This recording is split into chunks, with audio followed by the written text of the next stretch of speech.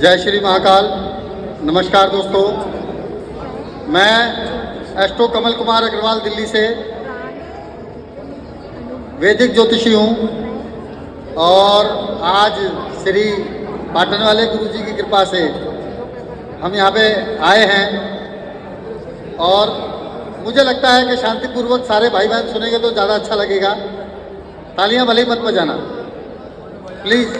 मैं आग्रह करता हूँ कि कुछ ज्योतिष में मोती हैं वो मैं चुन के लाया हूँ और देखें, संजोएं और बताएं कि बालक आपका कितना ज्ञान है या नहीं। हम बात करते हैं ज्योतिष में जन्म कुंडली अध्ययन के टाइम पे, हम भी और आप भी। आपने देखा होगा कि जब हम जन्म पत्रिका खोलते हैं तो जन्म पत्रिका खोलते वक्त बड़े बड़े राजयोग उसमें नजर आते हैं। शश योग भी है, पंच महापुरुष योग भी है, मालव्य योग भी है, बुधादित्य योग भी है, लेकिन वो काम नहीं करते हैं। आपने भी देखा, मैंने भी देखा, हमने भी देखा। तो दोस्तों, मैं ज्योतिष में कुछ सूत्र हैं साझा करना चाहूँगा। मैं फिर से आग्रह करता हूँ, प्लीज़ बैठ जाइए। और ज्योतिष में 4 स्तंभ हैं ज्योतिष के: लगन, लग्नेश, सूर्य और चंद्रमा। बात करते हैं दोस्तों लगन और लग्नेश के बारे में।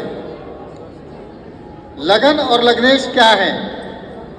लगन हमारा शरीर है, लग्नेश हमारी आत्मा है, मुझे ऐसा लगता है। और इसी लगन और लग्नेश में 5 प्रकार के बल होते हैं जिनको देखना बहुत ज़रूरी है। जब हम लगन पत्रिका खोलते हैं तो उसमें हमने देखा कि 0 डिग्री से लेके और 6 डिग्री के बीच में उदय होती है बाल अवस्था, और 6 डिग्री से लेके 12 डिग्री के बीच में उदय होती है किशोर अवस्था। दोस्तों, बाल अवस्था एक ऐसी अवस्था है जिसमें जातक के अंदर लड़कपन तो बहुत होता है, बचपना तो बहुत होता है, लेकिन मुझे लगता है उसके अंदर जान उतनी नहीं होती। ऐसे मान के चलिए कि जैसे कोई बालक है हमारे घर में आया, वो हमें खुशियां तो दे सकता है लेकिन वो किसी काम का नहीं है। किशोर अवस्था, किशोर अवस्था दोस्तों एक ऐसी अवस्था है जिसमें 6 डिग्री से लेकर 12 डिग्री तक लगन या लग्नेश है। तो ये ठीक ठाक है, बहुत अच्छी तो हम नहीं कहेंगे, लेकिन ठीक ठाक है। इसमें जातक के अंदर किशोर अवस्था का जो अनुभव होता है वो होता है, मतलब लड़कपन ज़्यादा होता है।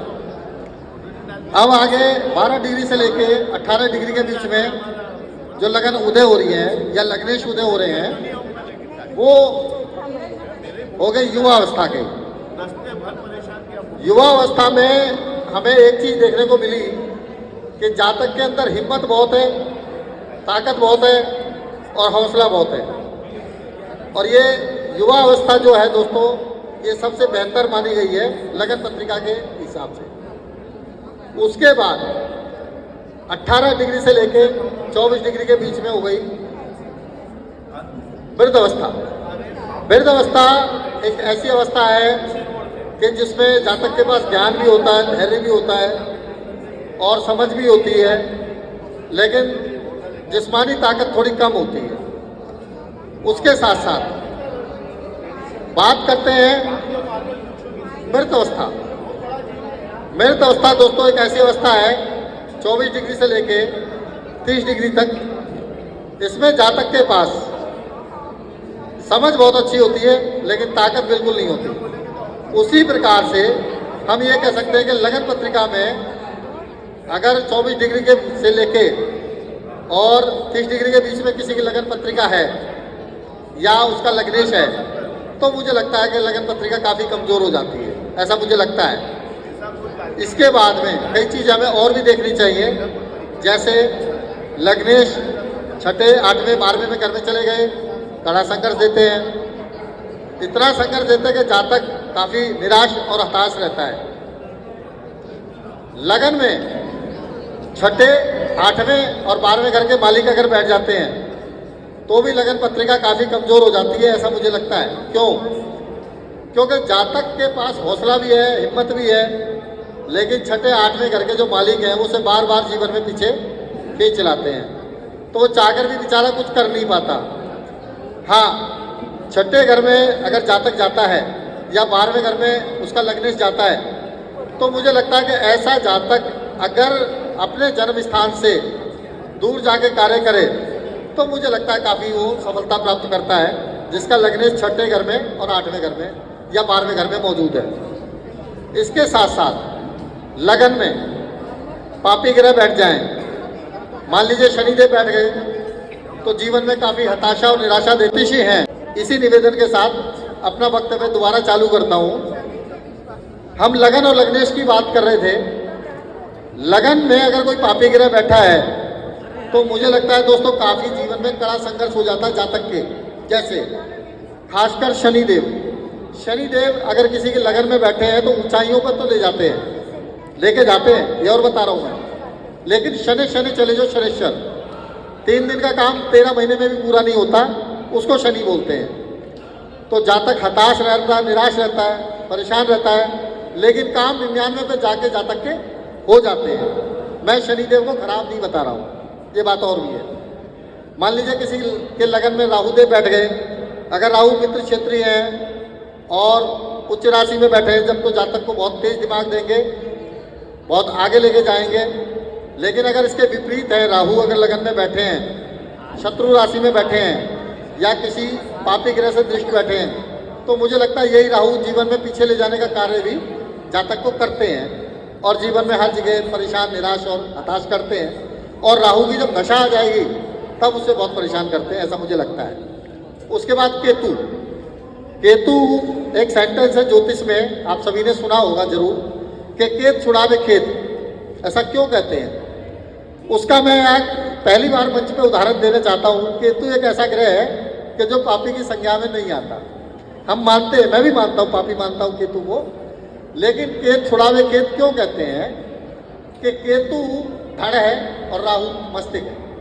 आप लोगों ने देखा होगा जब राहु किसी के लगन से संबंध बनाता है तो इंसान का दिमाग बहुत तेज होता है, और यही केतु अगर लगन में बैठता है तो इंसान दिल से काम लेता ना कि दिमाग से। इसीलिए कहते हैं केत छुड़ावे खेत। और केतु की दृष्टि, हालांकि मैं तो मानता हूँ कि होती है, बहुत से विद्वान कहते हैं ज्योतिष में केतु की दृष्टि होती नहीं है। अब इसके साथ साथ बात करते हैं मंगल देव के बारे में, क्योंकि मंगल देव भी काफ़ी प्रभावित करते हैं लगन पत्रिकाओं में। अगर मंगल लगन में बैठते हैं तो उग्रता बहुत देते हैं। उग्रता इतनी, उतावलापन इतना, क्रोध इतना और जिद इतनी। अगर जातक की लगन पत्रिका में मंगल स्वक्षेत्रीय है, मित्र राशि में है, तो काफ़ी उन्नति देता है। मंगल अगर शत्रु राशि में बैठा है या मंगल अंशबल में कमजोर है या मंगल किसी पापी ग्रह से दृष्ट है, तो मुझे लगता है ये मंगल काफ़ी तकलीफें देता है लगन के लिए। इसीलिए मैंने समझाने का प्रयास किया कि लगन पत्रिका में ये चीज़ें देखनी जरूरी है। अब मैं थोड़ा सा आगे और करूँगा कि इसी बात को और आगे डिफाइन करते हैं कि इसी लगन पत्रिका में मान लीजिए लगन भी कमज़ोर हो गई है, लग्नेश भी कमज़ोर हो गया है। लग्नेश छठे, 8वें, 12वें में चले गए हैं और लगन में पाप प्रभाव है। इसके बाद भी हमने देखा कि बहुत सारे जातक जो है बहुत अच्छा कर लेते हैं जीवन में, काफ़ी संघर्ष के बाद उजागर हो जाते हैं। कहते हैं जीरो से हीरो बना, तो उसका मैं कारण साझा करने की कोशिश करता हूँ कि लगन हमारा शरीर है और नौवांश हमारी आत्मा है। आत्मा परमात्मा है। वो ही लगन अगर नौवांश में वर्गोत्तम हो जाती है या नौवांश को अच्छा भाव मिल गया, मान लीजिए लगन का चौथा भाव मिल गया है, 7वां भाव मिल गया है, 9वां, 10वां, 11वां भाव मिल गया है उसकी लगन को, जातक की लगन को, तो मुझे लगता है कि लगन में काफ़ी शुभ प्रभाव आ जाता है। उसके बाद लग्नेश अगर नौवांश में अच्छी मित्र राशि में चला जाए, लगन पत्रिका खराब होने के बाद लगन में बहुत अच्छी कंडीशन में चला जाए, नौवांश में शुभ ग्रह से दृष्ट हो जाए या त्रिकोण में आ जाए, केंद्र में आ जाए, गुरुदेव के साथ चला जाए या चंद्रमा के साथ चला जाए, तो मुझे लगता है कि जातक जीरो से हीरो बनता है, ऐसा मुझे लगता है। और इसी के साथ साथ हम ज्योतिषी हैं, आप भी और हम भी, हमें महाकाल को अपना इष्ट बनाना चाहिए। मैंने तो बनाया है, आप भी महाकाल की नगरी के वासी हैं, और अपने गुरु को प्रबल करें। वो कैसे होगा, प्रबल होंगे ऐसा मुझे लगता है। आप लोग आशीर्वाद दें, बच्चे से कोई भूल नहीं है तो क्षमा करें। इसी के साथ साथ मैं डॉक्टर कमल कुमार अग्रवाल आपसे इजाज़त चाहता हूँ। जय श्री महाकाल, नमस्कार दोस्तों, जय महाकाल।